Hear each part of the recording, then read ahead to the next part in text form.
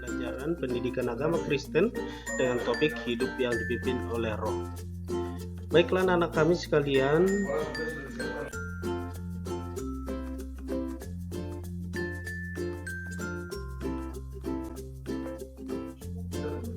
materi kita pada kali ini terdiri dari beberapa konten. Yang pertama tentang kisah Walter Mondsidi, pahlawan nasional, kemudian peranan Roh Kudus di dalam hidup kita, selanjutnya Roh Kudus dalam kehidupan orang percaya, lalu hidup sebagai anak-anak Allah, selanjutnya hidup dalam kekudusan, mewujudkan hidup kudus di tengah masyarakat, dan rangkuman. Anak-anak kami sekalian, pertama sekali silakan kalian buka materi pembelajaran ini dengan bernyanyi dari Kidung Jemaat nomor 236 dengan judul Roh Kudus Sinarilah. Coba kalian pahami lirik lagu ini ya. Roh Kudus sinarilah hati gundah dan lelah, ganti kuasa yang gelap dengan terangmu yang tetap. Roh Kudus sucikanlah hati risau dan lemah yang telah lama dicekam oleh iblis yang kejam. Roh Kudus roh penghibur, angkatlah hati susah berkesah, hibur hati yang sedih, balut luka yang perih. Roh Kudus diamilah hati yang telah berserah, kaulah saja Tuhanku, Raja dalam hidupku. Baiklah anak-anak kami, kita akan masuk pada materi ini tentang mengenal Mondsidi, pahlawan nasional. Maka mari perhatikan, Robert Walter Mondsidi adalah seorang pemuda pemberani yang pada tahun 1973 dinyatakan sebagai pahlawan nasional oleh pemerintah Republik Indonesia. Walter dilahirkan desa Malalayang, Manado pada 15 Februari tahun 1925. Ketika Perang Pasifik meletus pada tahun 1937, Walter pada saat itu masih duduk di kelas 2 Mulu atau SMP, jenjang SMP sekarang. Setelah Jepang menduduki Indonesia, ia kemudian masuk ke sekolah bahasa Jepang. Ketika Indonesia memproklamasikan kemerdekaan pada 17 Agustus tahun 1945, kemerdekaan tidak begitu saja diperoleh dengan mudah. Tentu pemerintah Belanda masih ingin terus berkuasa di Indonesia. Kemudian Walter pun bergabung menjadi anggota pasukan pejuang kemerdekaan di Makassar. Setelah pasukan Belanda mendarat dan menguasai wilayah selatan Sulawesi, muncullah perlawanan luar biasa khususnya dari kalangan pemuda di sana. Kemudian pada saat itu nama Walter Mondsidi segera menjadi terkenal di kalangan masyarakat. Kemudian yang kita lihat dari kisah Walter Mondsidi ini, Mondsidi adalah seorang pemuda yang memiliki sifat pemberani. Terbukti ketika para pejuang muda itu kemudian membentuk Laskar Pemberontakan Rakyat Sulawesi Selatan atau LAPRIS dengan Mondsidi sebagai sekjennya. Seringkali Mondsidi menyamar sebagai polisi tentara Belanda dan menyusup masuk ke dalam kota. Inilah kisah-kisah keberanian daripada Walter Mondsidi. Kemudian anak-anak kami, pada tanggal 28 Februari tahun 1947 Belanda mengadakan raja besar-besaran. Dan pada saat itu Mondsidi terjaring di tengah-tengah penyamarannya itu. Dan tanggal 27 Oktober tahun 1947 ia berhasil meloloskan diri dan kembali memimpin serangan. Namun kemudian Mondsidi akhirnya tertangkap pada razia yang dilakukan oleh tentara Belanda. Belanda membujuk Mondsidi untuk bekerja sama, namun semua itu ditolaknya mentah-mentah.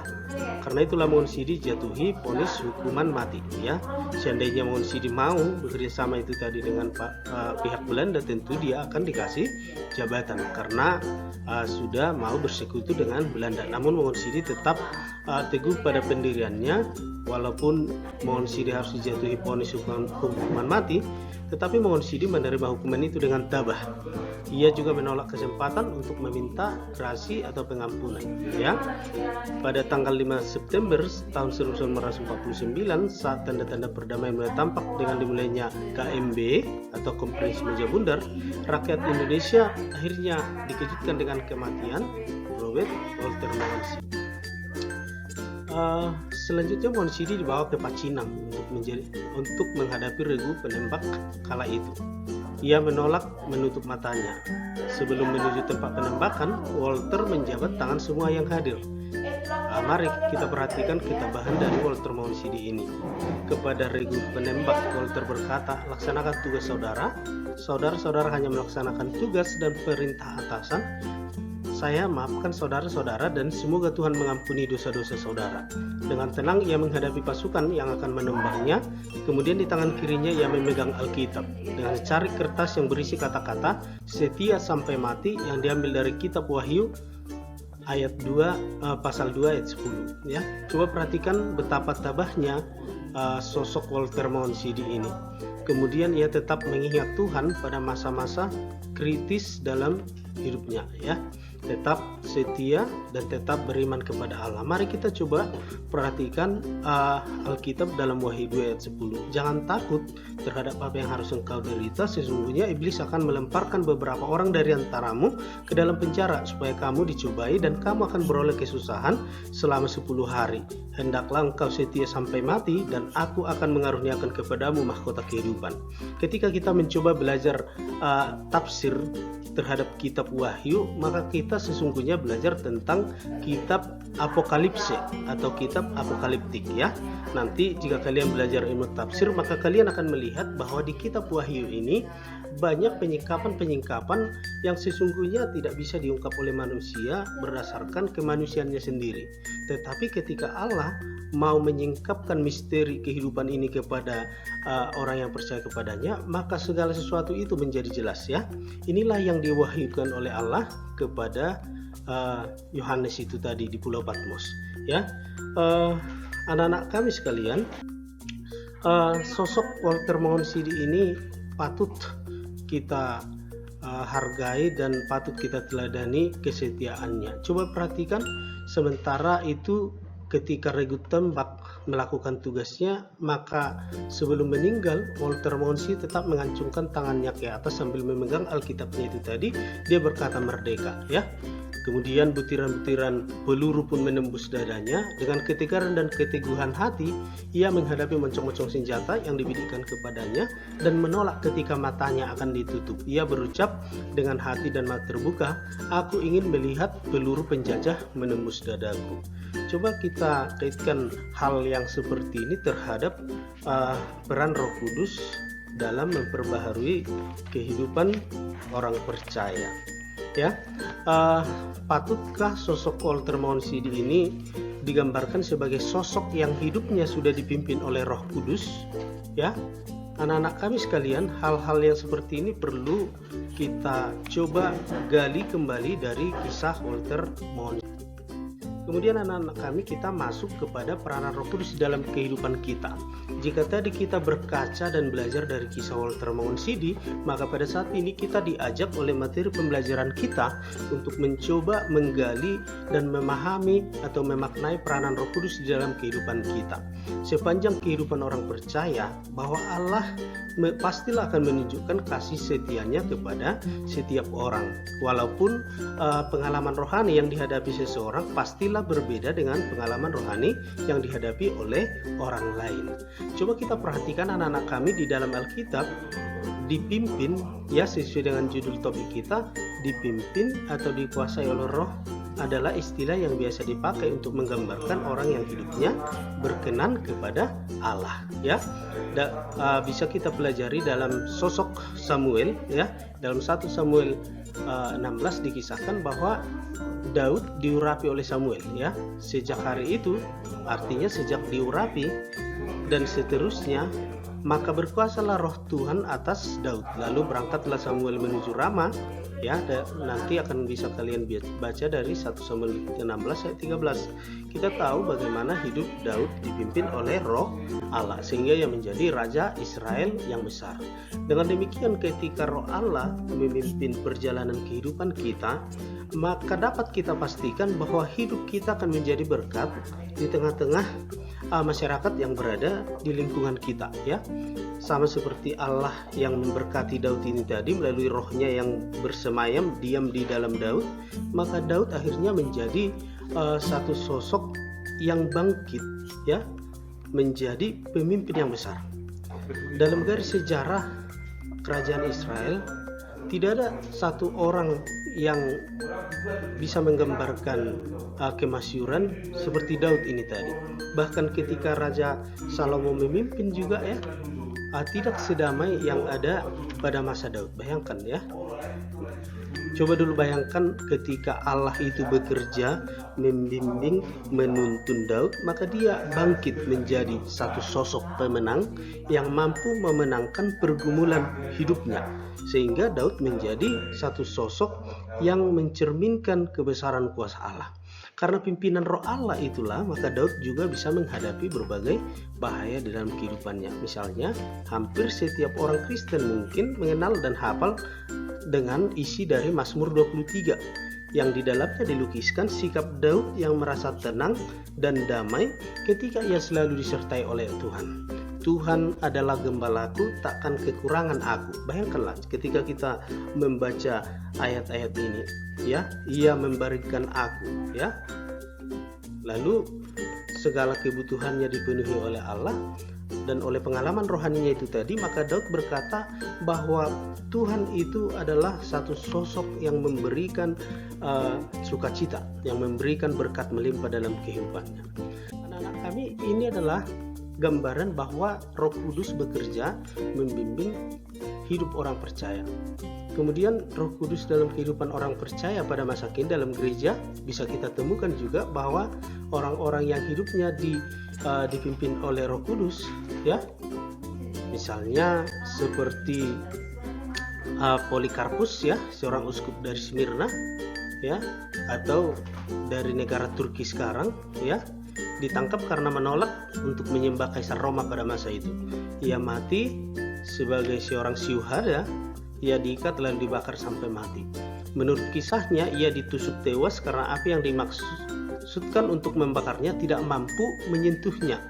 Ia dicatat pernah berkata seperti ini pada hari kematiannya. Coba kita perhatikan materi ini dulu. Kita belajar dari kisah seorang Polikarpus ini. Bayangkan ada satu pengalaman rohani yang unik dari Polikarpus tentang imannya kepada Allah. Maka mari kita baca dulu bersama. Ini adalah pendapat dari Polikarpus itu tadi, ya. 86 tahun aku melayani dia, konteks dia adalah Tuhan, dan tidak pernah dia memperlakukan atau melakukan kesalahan kepadaku. Jadi bagaimana aku menghujat raja dan juru selamatku? Lakukanlah apa yang ingin kamu lakukan. Coba dulu, ya. Sudah 86 tahun aku melayani Tuhan dan tidak pernah sekalipun Tuhan membuat kesalahan kepadaku. Jadi bagaimana aku menghujat raja dan juru selamatku itu tadi? Ini pandangan dari Polikarpus, ya. Anak-anak kami sekalian, menjadi seseorang yang hidupnya dipimpin oleh Roh Allah haruslah betul-betul berserah dulu kepada Allah, maka roh itu tinggal di dalam hati kita. Kemudian mari kita coba perhatikan dari tokoh berikut yang namanya bisa kita kenal sampai sekarang dan menjadi salah seorang tokoh reformasi kita yang berani melawan ketidakbenaran dalam gereja ini tadi. Nama Martin Luther, seorang tokoh reformasi, ya, dipanggil dalam sebuah persidangan pada tahun 1521 yang dipimpin oleh Kaisar Karl V, Pangeran Frederik III, Pangeran dari Sanchez, ya, memperoleh jaminan keselamatan bagi Luther untuk menghadiri persidangan ini. Coba dulu perhatikan dalam kisah ini, ya, Martin Luther tetap mengalami banyak tantangan itu tadi. Ketika dia mau melakukan perubahan itu tadi pun, ya, dia memiliki tantangan itu. Tetapi oleh karena Roh Kudus yang selalu memimpin kehidupannya, maka Martin Luther bisa melakukan pembaharuan dalam kehidupan gereja, ya. Coba dulu perhatikan lagi dalam materi kita, ya. Setelah mendapatkan tuduhan dari banyak orang, di mana Luther dipandang sebagai seorang penyesat dalam gereja pada masa itu, ya. Kenapa dianggap penyesat? Karena Luther dipandang melawan perintah dari pemimpin pada masa itu. Coba perhatikan ini. Apabila aku tidak diyakinkan oleh kesaksian kitab suci atau oleh penalaran yang jelas, atau ini dijelaskan karena aku tidak percaya kepada manusia, karena sudah diketahui dengan luas bahwa mereka seringkali keliru dan bertentangan satu sama lain, ya. Nanti baca materi kita ini, ya. Tetapi aku, kata Martin Luther, terikat pada kitab suci, bukan kepada manusianya, ya. Jadi Martin Luther tetap memproklamasikan imannya yang hanya percaya kepada Tuhan itu tadi, ya. yang salah bukan gerejanya, tapi orangnya, orang-orang yang menjabat di gereja pada masa itu. Dan hal ini terbukti ini juga ya, jelas bahwa manusia itu diselamatkan oleh karena imannya kepada Allah, bukan oleh karena surat yang dibuat oleh manusia. Yang berhak untuk mengampuni manusia hanyalah Tuhan, yang berhak untuk menyelamatkan manusia hanyalah Yesus. Itu tadi ya. Anak-anak kami sekalian, coba perhatikan Roh Kudus dalam kehidupan orang percaya. Selama 5 hari kemudian rapat tertutup diadakan untuk menentukan nasib Luther. Tapi apa yang terjadi? Ya, sama seperti yang kita sudah tahu bahwa Luther akhirnya menjadi tokoh reformasi gereja kita. Kemudian anak-anak kami hidup sebagai anak-anak Allah. Tentu kita sebagai orang Kristen, apalagi kalian sebagai remaja Kristen, adalah identitas yang mencirikan seperti apa sikap orang Kristen ya. Jika misalnya namamu Dewi, lalu keluargamu berasal dari gereja ini misalnya ya, maka apa yang kamu lakukan setiap hari menggambarkan kehidupanmu sebagai warga gereja itu tadi ya. Tentu dari situ kamu bisa mengenal sedikit banyak tentang gereja temanmu juga, ketika kamu mau berbagi tentang pengalaman bagaimana temanmu melakukan ibadahnya di gereja, bagaimana pengalamannya sebagai warga gerejanya. Sekarang sebutkanlah nama keluarga atau marga kamu atau family ya kepada teman sebangku boleh. Namun karena kita belum masuk ya, bisa kepada teman satu kelas kita. Di grup kita kan sudah ada ya. Misalnya nama saya Porman Tambunan, di kalangan masyarakat Indonesia ada sukunya, suku Batak tentunya ya. Coba nanti kalian bisa jelaskan dan baca instruksinya dengan jelas. Kemudian anak-anak kami hidup dalam kekudusan, artinya kalau kita hidup di bawah pimpinan kuasa roh, maka hidup yang dipimpin oleh roh adalah hidup yang diwarnai oleh kekudusan. Sesungguhnya apa arti kudus? Apakah itu berarti kamu menjadi orang yang aneh, yang terpisah dari orang lain ya, atau yang sama sekali terasing dari teman-temanmu dan meremehkan teman-teman yang tidak kudus ya? Memang betul kita harus menjaga kekudusan, tapi bukan berarti kita harus memisahkan diri dari orang lain ya. Sama seperti yang dikatakan oleh Yesus, jadilah garam dan terang ya. Maka kita harus tetap tinggal bersama-sama dengan orang lain ya. Jadi dalam hubungan interaksi sosial itu tadi tercermin bahwa Allah itu hadir dalam setiap perilaku kita. Coba mari perhatikan dalam 1 Petrus 1 ayat 13 sampai 16 ini kan tadi ya. Sebab itu siapkanlah akal budimu, waspadalah, letakkanlah pengharapanmu seluruhnya atas kasih karunia yang dianugerahkan kepadamu pada waktu penyataan Yesus Kristus.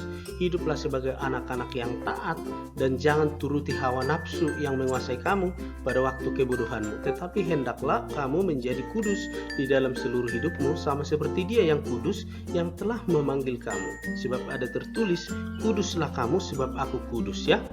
Jadi bukan berarti memisahkan diri, bukan berarti kita menggambarkan bahwa kita lah yang kudus lalu orang lain najis, bukan seperti itu ya. Tetapi kekudusan itu adalah ketika orang Kristen mampu menjaga hatinya itu tadi ya, hatinya itu tadi bersih, suci, tulus kepada Tuhan ya. Lalu kita harus tetap dipanggil keluar untuk mewartakan, menyampaikan bahwa Allah itu adalah kudus. Lalu kita mau mewartakannya melalui apa? Melalui perbuatan kita yang senantiasa menjaga dan terus berjuang melakukan kehendak Allah itu tadi ya. Jadi bukan berarti ketika kita memandang hidup kita kudus lalu orang lain najis gitu, enggak ya. Oke. Kemudian anak-anak kami ada ciri-ciri yang mestinya terlihat sangat jelas yang membedakan seorang pengikut Kristus dan orang lain. Coba apa ciri-cirinya secara jelas? Surat Petrus mengajarkan agar kekudusan itu tampak nyata dari kehidupan orang Kristen. Jadi hidup kita ini adalah gambaran tentang bagaimana kita melakukan hubungan yang baik dengan pencipta kita, dengan Tuhan kita ya. Kemudian kita memiliki pengharapan kepada kasih karunia Tuhan dan menjaga hidupnya atau hidup kita dengan tidak menuruti hawa nafsu serta mempertahankan dirinya tetap kudus ya. Jadi cenderung kepada menjaga hati, menjaga perilaku, perbuatan ya. Jadi kata kudus bukan berarti sekedar omongan itu tadi ya, tetapi justru kepada hati dan perbuatan itu tadi. Dalam Roma 12 ayat 2 Paulus mengatakan sebagai berikut, janganlah kamu menjadi serupa dengan dunia ini, tetapi berubahlah oleh pembaharuan budimu. Ini perlu kita tafsir anak-anak kami. Betulkah ketika kita sudah menjadi orang Kristen, maka kita harus terpisah dari orang lain di dunia? Ternyata tidak. Sebagai orang Kristen kita memiliki dua kewarganegaraan. Yang pertama sebagai warga negara di bumi dan juga sebagai warga negara di surga. Oleh karena itu anak-anak kami, kita memang berorientasi ke surga, tapi kita masih tetap tinggal di dunia. Ketika kita tinggal di dunia, maka kita harus tetap mencerminkan kasih Allah di tengah-tengah dunia ya. Ini yang mau digambarkan Paulus dalam suratnya di Roma 12 itu tadi. Jadi kata kudus dalam bahasa Ibrani berarti dipisahkan untuk dipakai khusus oleh Allah. Jadi ketika hidup kita dikuduskan, maka kita dipakai oleh Allah ya. Jadi mewujudkan hidup kudus di tengah-tengah masyarakat ya, sudah jelas ya. Di atas kita sudah melihat bahwa Tuhan Allah yang kita kenal lewat Alkitab adalah Tuhan yang setia kepada kita sebagai makhluk ciptaan Allah. Lalu di dalam Perjanjian Baru, orang Kristen lebih memahami kesetiaan Allah secara mendalam lewat kedatangan anaknya Yesus Kristus yang menyelamatkan manusia dan melepaskan dari kuasa maut. Ya, bisa kita lihat juga dalam Yohanes 3:16, karena begitu besar kasih Allah akan dunia ini, sehingga Ia telah mengaruniakan anaknya yang tunggal, supaya setiap orang yang percaya kepadanya tidak binasa, melainkan memperoleh kehidupan yang kekal. Ya, jadi dari sini kita bisa melihat betapa besarnya kasih setia Allah kepada kita manusia.